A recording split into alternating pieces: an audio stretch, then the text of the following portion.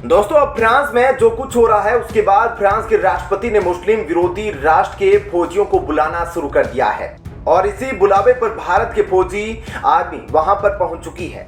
इसके अलावा वहां पर इजरायली फौज भी पहुंची है जो इजराइल मुस्लिमों के खिलाफ हमेशा रहता है। तो आप समझ सकते हैं कि अब तुरंत फ्रांस में कुछ बड़ा होने वाला है और जो मुस्लिम देश इस दंगे को सपोर्ट कर रहे हैं अब उनका सपोर्ट ध्वस्त हो जाएगा।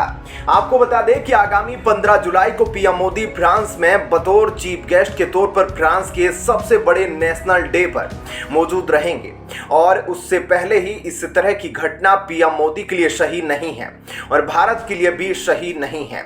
इसी वजह से वहां पर लगातार सैनिक भेजे जा रहे हैं भारत की तरफ से ताकि वहां पर सब कुछ कंट्रोल किया जा सके। और अभी ताजा खबर आई है, इसमें यह बताया जा रहा है कि जो दंगा पिछले 5 दिनों से चल रहा था उसमें अब भारी गिरावट हो रही है केवल और केवल भारतीय और इजरायली फौज के चलते, क्योंकि वहां पर अब बड़े बड़े एक्शन लिए जा रहे हैं उन दंगाइयों के खिलाफ और आंसू गैस के गोले छोड़े जा रहे हैं और भी बहुत सारे खतरनाक एक्शन लिए जा रहे हैं। ऐसे में दंगे होने के बाद अब फ्रांस सरकार यह भी प्लान कर रही है कि जितने भी प्रवासी मुस्लिम हैं उनको फ्रांस से भगाया जाए। अब फ्रांस सरकार ये निर्णय लेगी तब हम आपको अपडेट जरूर कर देंगे, लेकिन इन सब के बीच फ्रांस पर रूस का भी बयान आया है जो पूरे भारत को खुश कर देगा। फ्रांस ने तो सबसे पहले पीएम मोदी की तारीफ इसलिए की क्योंकि इंडियन आर्मी वहां पर फ्रांस के दंगों को कंट्रोल कर रही है, क्योंकि इंडियन आर्मी के पास ऐसी ट्रेनिंग है जो मुस्लिमों को कंट्रोल कर सकती है जैसे भारत में वे करते हैं। इसके अलावा फ्रांस पर रूस ने और क्या कुछ बयान दिया है आपको थोड़ा डिटेल में बताते हैं।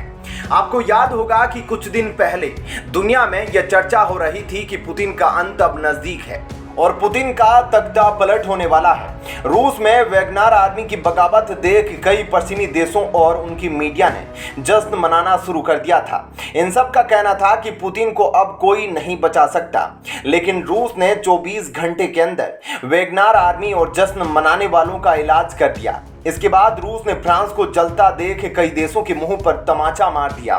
रूस ने कहा कि हम हैरान हैं कि फ्रांस में जो घटना हुई है उसे तख्ता पलट की कोशिश क्यों नहीं बोला जा रहा। एक तरफ तो दुनिया वैगनर आर्मी के विद्रोह को तख्ता पलट बोलकर मजे ले रही थी, लेकिन वे सभी अब फ्रांस पर चुप है।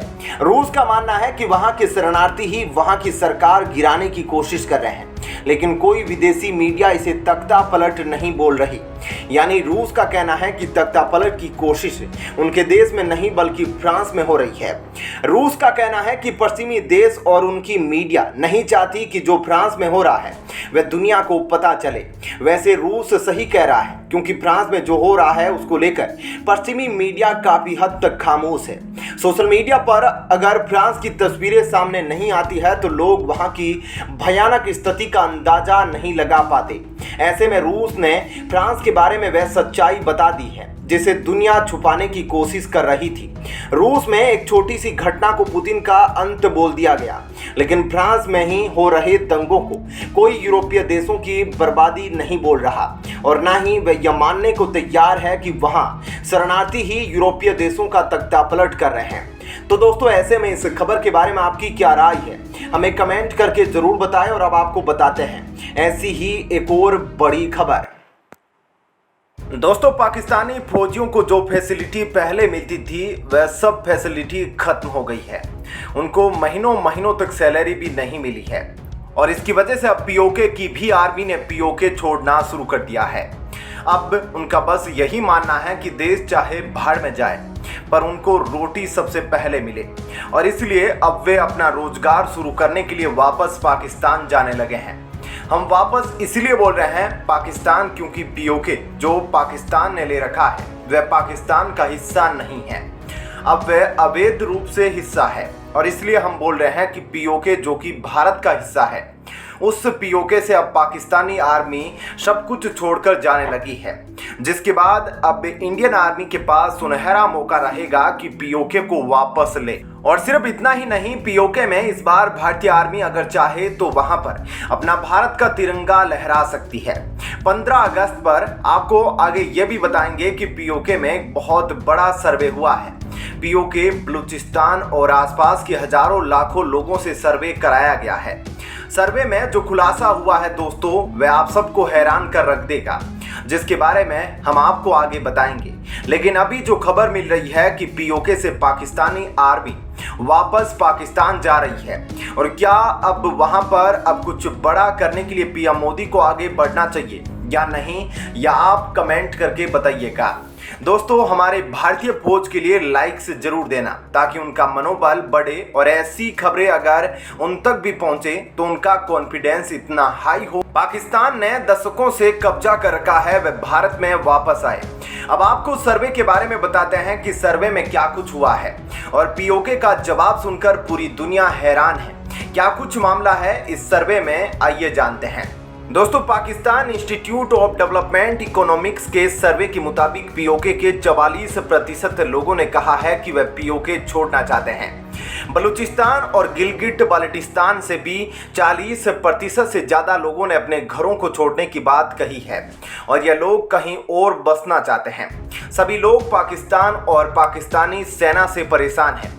वैसे पीओके और बलूचिस्तान की सड़कों पर रोज हो रहे प्रदर्शन काफी हद तक इस सर्वे को सही साबित करते हैं।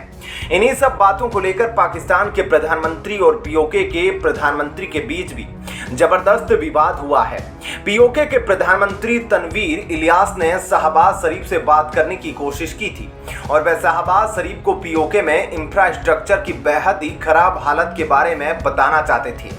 वहां के लोग किस तरह से भूखमरी के शिकार हो रहे हैं, इसके बारे में वह शहबाज शरीफ को बताना चाहते थे।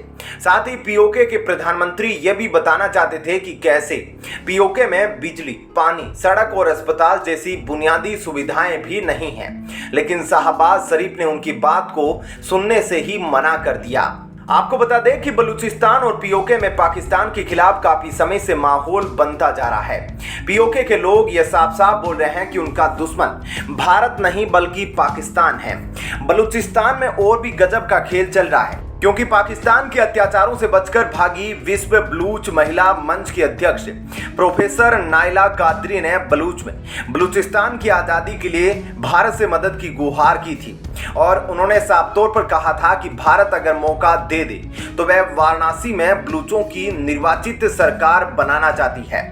और साथ ही उन्होंने ये भी कहा अगर उन्हें पाकिस्तान से आज़ादी मिल गई तो वह खुद बलूचिस्तान में पीएम मोदी की मूर्ति लगवाएगी।